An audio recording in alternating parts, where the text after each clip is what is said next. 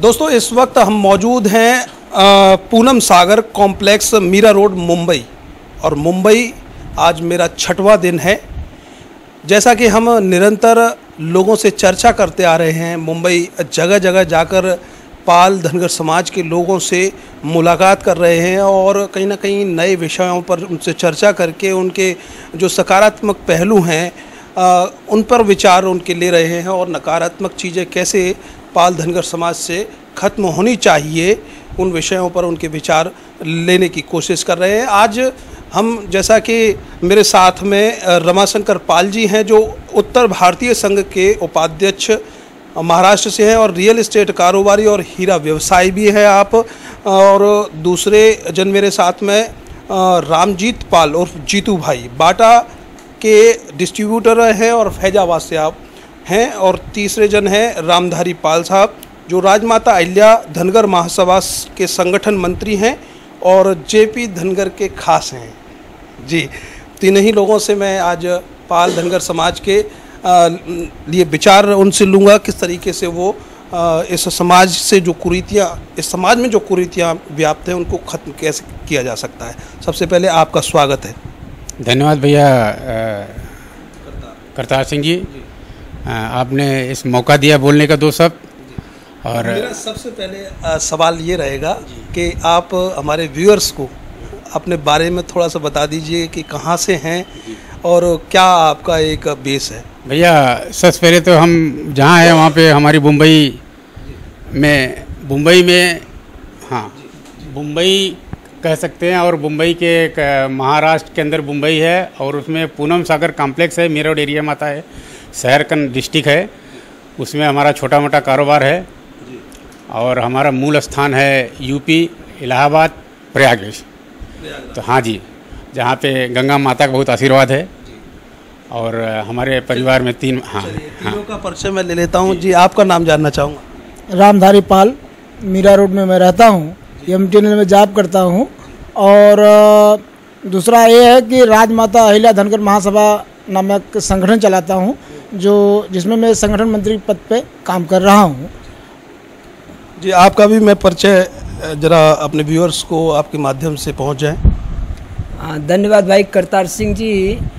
मैं धर्मनगरी अयोध्या फैज़ाबाद से मिलान करता हूँ और यहाँ मुंबई में आज के तकरीबन 20 साल पहले एक भाईंदर एरिया में आया और हमारे भाई लोग पहले से यहाँ पे एक व्यापार करते हैं जूते का, तो उसी में मैं भी सम्मिलित हुआ और इसी को धीरे धीरे आगे बढ़ा करके और अभी समाज सेवा में थोड़ा बहुत अपना समय दे रहा हूँ।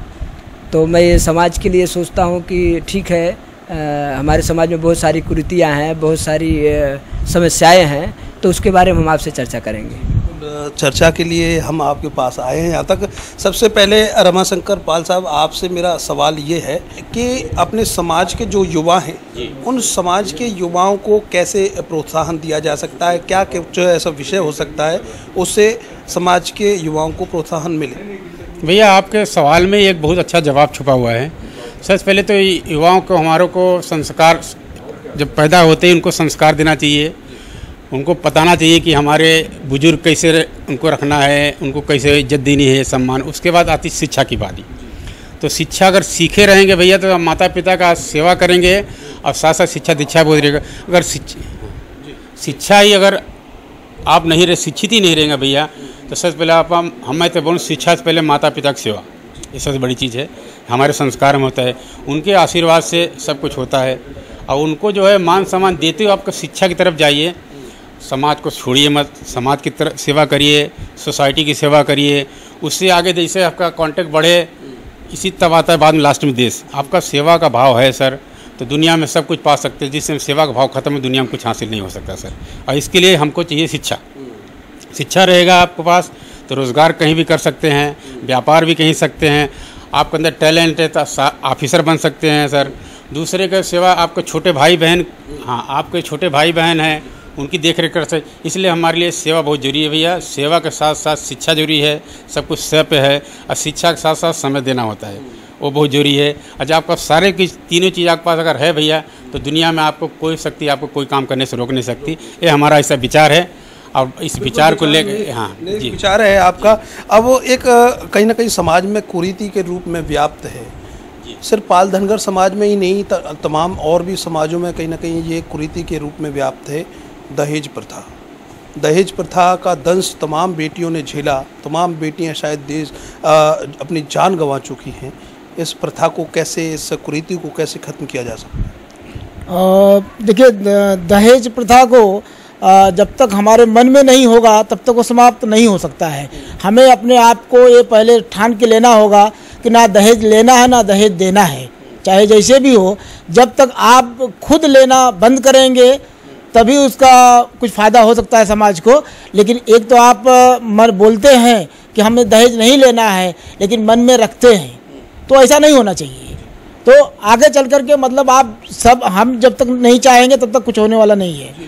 हाँ, मंच से बड़ी बड़ी घोषणाएं होती हैं। हाँ। क्या मानते हैं? आपसे मेरा अगला सवाल है जीतू भाई। मंच से बड़ी बड़ी घोषणाएं होती हैं, बड़े बड़े विचार प्रस्तुत लोग करते हैं, बुद्धिजीवी समाज के, पाल धनगर समाज के, गैर समाजों के भी करते हैं, और इन प्रथाओं को, इन कुरीतियों को ख़त्म करने की बात भी करते हैं, लेकिन वो स्वतः ही उन चीज़ों में संलिप्त पाए जाते हैं। तो कुछ ऐसी नियम होने चाहिए, कुछ ऐसे दंड होने चाहिए पर्टिकुलर समाजों में, जिससे कि ये कुरीतियाँ खत्म हो जाएं।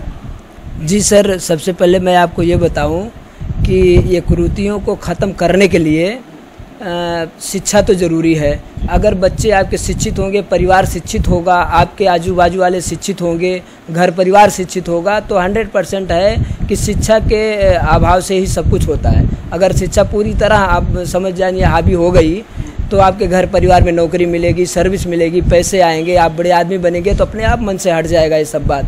मतलब दहेज की तब कोई बात आएगी नहीं। दूसरी बात रह गई समाज वाली, तो समाज में कुरीतियाँ फैलने का एक ही कारण है, सबसे पहला गरीबता और अशिक्षितता। तो पढ़ाई करेंगे, बच्चे शिक्षित होंगे तो आराम से ये झंझट खत्म होगा दहेज का। अच्छा, रह गया दूसरा बात समाज का कुरीतियों का, तो लोग देख के एक दूसरे का अपने ऊपर डाल के ले लेते हैं कि सामने वाले ने, उसके पिताजी गुजर गए तो इतना बड़ा प्रोग्राम किया, लाख खर्चा किया, 2 लाख खर्चा किया। अब मेरी हैसियत तो 2 लाख की नहीं है, लेकिन कम से कम 10,000 तो करूं। लेकिन 10,000 क्यों करूं? 10,000 क्यों करूं? हमारे दिमाग में ये होना चाहिए कि हमको 10,000 करने की ज़रूरत नहीं है। हमको हमारे सिस्टम के हिसाब से जो भी मेरा होता है, अगर इस सिस्टम से 10,000, 5,000, 2,000 में होता है तो ठीक है, नहीं भी होता है तो मेरे हिसाब से, मैं मेरा व्यक्तिगत राय बोलता हूँ कि ये बंद ही होना चाहिए। ये मेरा विचार है। जी, रमाशंकर पाल साहब, अगला सवाल मेरा आपसे ये है कि आप मुंबई में रहते हैं। मुंबई एक ऐसा माया नगरी मानी जाती है। यहाँ लोगों का सपना होता है अपना यहाँ बसकर खुद कामयाब होने का एक सपना होता है। मेरा सवाल आपसे ये है कि उत्तर भारतीयों में आप बैठते उठते हैं, उत्तर भारतीयों के आप मंच भी शेयर करते होंगे, तो उन मंचों से भी ऐसी कुरीतियों को ख़त्म करने का कोई प्लान होता है, बात होती है या विचार प्रस्तुत किए जाते हैं? सबसे पहले तो भैया ऐसा है कि चर्चाएं तो बहुत होती हैं, चर्चाओं होना यहीं तक समाप्त हो जाती, पालन कोई नहीं करता है। मान लीजिए एक जज है, जज बहुत कुछ जजमेंट सुनाता है, लेकिन जज की अगर आप शादी ब्याह में जाइएगा तो उसके यहाँ जो लग्जरियस स्टाइल होती है सर, तो उसको देखने लायक रहता है। क्यों न शुरुआत वहीं से किया जाए, जो कानून को पालन करता है। कानून बनाने वाला और ऑर्डर सुनाने वाला ही अगर वो दुरुस्त नहीं है तो हमारे देश में बहुत सी चीज़ रह जाती है। इसलिए कहीं न हम ऊपर लेवल से स्टार्ट करें। जो कानून बनाने वाला अगर कानून तोड़ता है उसके लिए क्या, उसके लिए बहुत ये हो सकता है कि मंच लगाएंगे, पब्लिक चिल्लाएगी। क्यों ना हमारे समाज में एक नीति तैयार की जाए, नीति के अंदर उसको प्रॉपर तरीके से उसको बैठक करके लोग गांव-गांव, मोहल्ले, छोटे शहर से लेकर बड़े शहर तक हर एक बच्चे में मैसेज जाना चाहिए कि ये चीज़ सही है, ये चीज़ गलत है। जब तक लोगों को आप पहुंचाएंगे नहीं तरीके से, जब तक उनको लोगों को समझाएंगे नहीं, इसके अंदर दहेज प्रथा के अंदर सारे लोग पिसते रहेंगे, चाहे छोटा हो चाहे बड़ा। आदमी का ख्वाब देखना गलत नहीं साहब, लेकिन ख्वाब के साथ में अगर जो पिस जाते हैं ना, वो बहुत बड़ा गलत होता है। कहीं न कहीं हमारे बहनें हैं।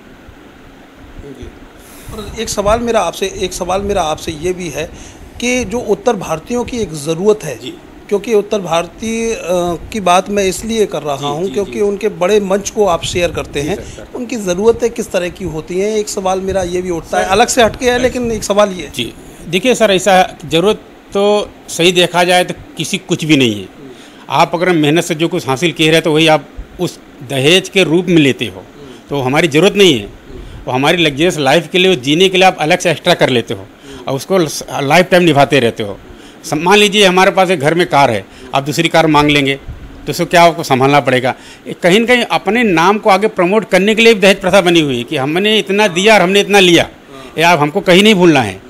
ये चीज़ ख़त्म हो जानी चाहिए कि जहाँ हमको आगे बढ़ने के लिए कई चीज़ बनी हुई है सर, प्रमोट करने के लिए। जरूरी नहीं कि हमारी दहेज प्रथा ही होनी चाहिए, ये सिस्टम ही ख़त्म कर देना, कोई रूप से ना देना, सिस्टम ही ख़त्म कर देना, कोई चाहिए और कोई नए नियम होने चाहिए। चौधराहट में कहीं ना कहीं जो नुकसान होता है, एक चौधराहट लेके बैठते हैं, जैसे रमाशंकर पाल जी ने कहा कि एक दूसरे की कंपटीशन में लोग पैसा खर्च करते हैं, बहुत पैसा इन्वेस्ट कर देते हैं, चाहे वो लायक है या नहीं है, उसके पास है या नहीं है, आगे की स्थिति क्या है और डमाडोल स्थिति होनी है उसकी, तो वो जानता है, लेकिन खुद को ख़त्म कर लेता है सिर्फ एक चौधराहट में। ये चौधराहट में परिवार को ख़त्म करना, परिवार की संपन्नता को ख़त्म करना कहाँ तक ठीक है? एकदम गलत है। और चौधराहट का जो हिसाब किताब है वो गलत है, ऐसा नहीं होना चाहिए। और आज के ज़माने में अगर शिक्षा सब में हो जाएगी तो मेरे समझ से मतलब शिक्षा, लोग शिक्षित हो जाएंगे तो ये चौधराहट के चक्कर में भी नहीं पड़ेंगे और लोग सोच समझ के ही काम करेंगे। जो पुराने ज़माने के लोग थे और अपने हिसाब से काम करते थे, लोगों को डर से डराया जाता था, वो हिसाब से चौधराहट के अंदर आते थे। लेकिन अगर शिक्षित व्यक्ति हो जाएगा तो सोच से काम करेगा। इसीलिए मैंने कहा कि मैं संगठन के बारे में थोड़ा बोलूँगा। जो हमारे राजमाता अहिल्या धनकर महासभा संगठन है जो 2016 से चल रही है, और हमारे संगठन में एक है कि शिक्षा में ही समाज की उन्नति है। और वो हम लोगों ने ऐसा किया है कि जो व्यक्ति सक्षम है अपने बच्चे को अच्छे कोचिंग क्लास दे करके अच्छे मार्क ला सकता है, लेकिन बहुत सारे अपने समाज के ऐसे बच्चे हैं जो असहाय विधवा है, जिसके पति नहीं है, और वो उनके बच्चे को कौन पढ़ाएगा। उनके एक बच्चे को हमारी जो संगठन राजमाता अहिल्या धनकर महासभा एक बच्चे को शिक्षा के नाम पे दत्तक लेती है, पर मंथ 500 रुपया देती है और उनको 10वीं तक शिक्षा दिलाने की पूरी गारंटी लेती है। असहाय विधवाओं के एक बच्चे को 10वीं तक की शिक्षा दिलाने के लिए 500 रुपये पर मंथ, यानी मतलब कि साल का 6,000 और 10 साल अगर गिने तो 60,000 रुपये ऐसा कार्य कर रही है। अगर वो बच्चा 10वीं तक पहुंच जाएगा तो जरूर है कि वो आगे की पढ़ाई पढ़ लेगा। सकारात्मक दिशा में आपकी संस्था कार्य कर रही है और हम क्योंकि समाज की भी बात और करेंगे। एक डिजिटल दौर चल रहा है, बदलाव किस तरह की देख रहे हैं, बदलाव किस तरह के आए हैं डिजिटल दौर में, और ख़ास करके शायद आज सोशल मीडिया पर फेसबुक है, व्हाट्सएप है, यूट्यूब है, हमारे और भी आपके बीच तक तमाम मैसेज पहुंचते हैं जो गलत भी होते हैं, सही भी होते हैं, है ना। तो उन मैसेजों से और इन विषयों पर जिन पर हम चर्चा कर रहे हैं, किस तरह का एक नज़रिया रखते हैं? सर मेरे हिसाब से ये जो सोशल मीडिया का प्रभाव चल रहा है इस समय, सोशल मीडिया के हिसाब से काफ़ी लोग जो है एकदम सक्रिय हो गए हैं और उनको काफ़ी जागरूकता आ गई है। हर चीज़ की जानकारी उनको पल पल की मिलती है, जितना कि उनको अखबारों से नहीं मिल पाती है या जो है चैनल के माध्यम से नहीं मिल पाती है। लेकिन ये सोशल मीडिया का है, अगर उनको 5-10 मिनट का भी समय मिलता है तो सोशल मीडिया के माध्यम से पूरी जानकारी हासिल कर लेते हैं कि कहाँ क्या चल रहा है, किस तरह चल रहा है, काफ़ी चर्चाएँ हो जाती हैं उस पर। तो आदमी को ये जो सोशल मीडिया का माध्यम है ये बहुत अच्छा है, अपने आप में मतलब ठीक है। तो इस हिसाब से जिसको समाज की कोई थोड़ी बहुत जानकारी लेनी है तो ग्रुप वाइज से उधर से ले सकता है, जिसको समझो राजनीति या का इंटरेस्ट है वो भी इस पर थोड़ा बहुत डाल के जानकारी ले सकता है, नहीं तो यूट्यूब चैनल के माध्यम से काफ़ी सारी जानकारियाँ मिल जाती हैं। शुक्रिया आपसे मैं रमाशंकर पाल जी, क्योंकि हम आगरा से मुंबई तक आए हैं और आपके घर तक आए हैं पूनम सागर कॉम्प्लेक्स में, क्या कुछ कहना चाहेंगे अर्थ न्यूज़? सर अंत में यही कि सबसे पहले आपको बहुत बहुत धन्यवाद। आपने जो बीड़ा उठाया है काम करने का तरीका मुझे बहुत पसंद आया, और मैं ये चाहूँगा कि आप अपने शरीर से करें, उसके आगे भी लेके जाइए इसको, और वो दुनिया में इस तरह इसको फैला दीजिए कि ये मैं बोल रहा हूँ मेरे बच्चे के बच्चे तक आपको अब चीज़ें, हाँ आपको चीज़ें जी धन्यवाद। और आपका प्यार, सहयोग, आशीर्वाद से ये बढ़ेगा भी। आप क्या कहना चाहेंगे अर्थ न्यूज़ के? मैं ये सोच रहा हूँ कि ये चैनल जो है एक राष्ट्रीय चैनल बने और मतलब नेशनलाइज जो चैनल होते हैं उसमें इनकी गिनती हो और नेशनल चैनलों पर मतलब अपने समाज की बात आए, लोग जाने, ऐसा अर्थ न्यूज हो, मेरा ऐसा उम्मीद है। एक सवाल और मेरे दिमाग में कौन रहा है और थोड़ा सा मैंने अंतिम छोर पकड़ लिया एकदम। कहीं ना कहीं एक सवाल ये है कि पाल धनगर समाज जिस स्थिति में है आज, राजभर, पटेल, यादव, इनको कहाँ देखते हैं? ये कितने आगे हैं इस पाल समाज से या लेवल में चल रहे हैं? सर ऐसा है सर कि ये किसी के बारे में आकलन करना कौन कितना आगे है कौन पीछे है ये अच्छी बात नहीं है। हम कितना आगे, हम क्या कर सकते उसके ऊपर है। हम ये नहीं देखना कौन आगे है, हम ये देखना है कि हमारा समाज कहाँ तक हम लेके जा सकते हैं। मेरी ये सोच ऐसा है, मैं अपनी सोच बता रहा हूँ और हम जो मैं सोचता भाई मैं भी विचार करता हूँ और मेरे जैसे इसे सोचे तो मैं दूसरे कंपटीशन न करते हुए मैं अपने आप को प्रमोट करूँ। और जहाँ सर आप अपने सीढ़ी पर चढ़ जाते हैं वहाँ दुनिया नतमस्तक हो जाती है और सलाम करती है। तो मेरा सलाम करती है। अभी कोई राजनीतिक दल ऐसा है आपका यहाँ जो आपकी बात कोई रख सकता हो या आपको कोई नेता क्लोज हो, नेता नज़दीकी हो जो समाज का हो? सर नेता तो बहुत हैं, घर घर नेता पैदा होते हैं, लेकिन नेता पैदा होने के साथ साथ नेता कितना ईमानदार हो हमारे लिए बहुत महत्व का। कोई तो दिखाई देता होगा ईमानदार? दिखाई दूर दूर तो बहुत है सर, लेकिन हमारे नज़र के सामने अगर सही जिस दिन आ जाएगा सर आपको मैं बुला करके इंटरव्यू दे दूंगा कि सही नेता है। अभी बोल देना हमारे लिए बेवकूफ़ी होगी, आप भी मीडिया वाले छाप देंगे, लेकिन जिस दिन ईमानदार नेता आएगा इसी दिन पहले आपको बुला के इंटरव्यू मेरा रहेगा सर। शुक्रिया शुक्रिया। आप अर्थ न्यूज़ के लिए क्या कहना चाहें?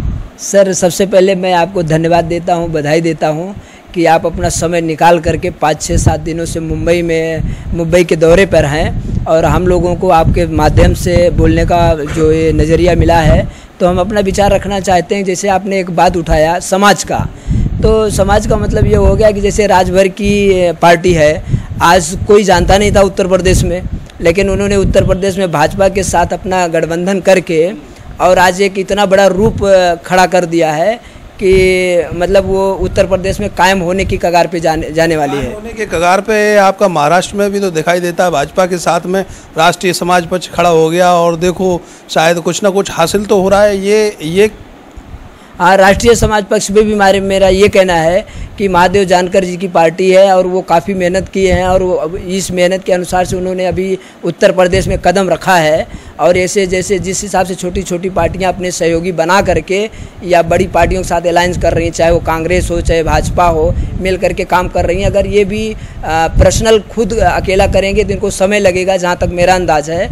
लेकिन इतना बोलना चाहूँगा कि अगर ये भी किसी बड़ी पार्टी के साथ अलायंस करेंगे तो बहुत जल्दी जो है कामयाबी उत्तर प्रदेश में आ जाएगी। देखिए आपका राजनीतिक पार्टी खास करके राष्ट्रीय समाज पार्टी के बारे में क्या ख्याल है? देखिए सबसे पहले तो मैं ये बताना चाहता हूँ कि पार्टियाँ तो अपने समाज की कई बनी और खाली वो बंद बस्ते में रही, लेकिन राष्ट्रीय समाज पार्टी महाराष्ट्र से निकल कर उत्तर प्रदेश तक पहुँची तो सबसे पहले अपने कैंडिडेट वगैरह खड़ा किया, लोगों को मालूम ही पड़ा। तो राष्ट्रीय समाज पक्ष यानी पार्टी अगर महाराष्ट्र अगर उत्तर प्रदेश में पहुंची है और अभी केंद्रीय चुनाव होने वाले हैं लोकसभा के और बहुत सारे जगहों पे अपने कैंडिडेट खड़ा करना चाहते हैं या जो टिकट लेना चाहते हैं, अगर राष्ट्रीय समाज पार्टी के साथ में और भी बहुत सारी पार्टियां पनप रही हैं, अगर शायद एक साथ हो करके ये चलती और किसी बड़ी पार्टी से अलायंस करती, जैसे भी राजभर, ओम प्रकाश राजभर की बात हो रही है। शिवसेना उत्तर प्रदेश में बहुत पहले भी चुनाव लड़ चुकी है, लेकिन अभी उत्तर प्रदेश में उसके साथ वो अलायंस करके कुछ 25 सीटों पर लोकसभा के चुनाव लड़ने वाली है। तो मेरा मानना ऐसा है कि अपना समाज ऑल ओवर इंडिया के ऑल ओवर विश्व में है, सब उसको जानते हैं। राजभर लोगों को तो 4-6-10 जिलों में ही लोग जानते हैं, लेकिन आज जो चर्चित नाम हो गया है हमारा समाज, ऐसा क्यों नहीं हो रहा है कि जैसे राष्ट्रीय समाज पार्टी अगर आगे आई है तो उनके सहयोग में और पार्टियां आ करके तो ऐसा होना चाहिए और बड़ी पार्टी से अलायंस हो, चाहे राजभर के साथ ही अलायंस हो जाए, और कुछ तो ऐसा कारनामा दिखाना चाहिए कि उनको भी कुछ उसका प्रतिफल मिलना चाहिए। शुक्रिया अर्थ न्यूज़ से चर्चा करने के लिए। आपको बता दें कि इस समय पूनम सागर कॉम्प्लेक्स मीरा रोड मुंबई पर स्थित हैं। 6 दिन हम लगभग मुंबई में रहे हैं और आज हमारी ट्रेन भी है, आगरा पहुंचेंगे। जैसा कि सभी महानुभाव से स्थापित व्यक्तित्व हैं ये मुंबई में पाल धनगर समाज के और जो समाज में कुरीतियाँ व्याप्त हैं पाल धनगर समाज में और समाज से बाहर की समाज में, बाहर की कास्टों में जो कहीं ना कहीं ये कुरीतियाँ व्याप्त है, कैसे ख़त्म किया जा सकता है इनको, इन्होंने सारे अपने विचार प्रस्तुत किए। उम्मीद यही करते हैं कि इस साक्षात्कार से, इस इंटरव्यू से लोग कुछ ना कुछ हासिल करेंगे और कुरीतियों को ख़त्म करने की पहल करेंगे। कैमरे के पीछे आर्यन बघेल में करतार सिंह बघेल, अर्थ न्यूज़।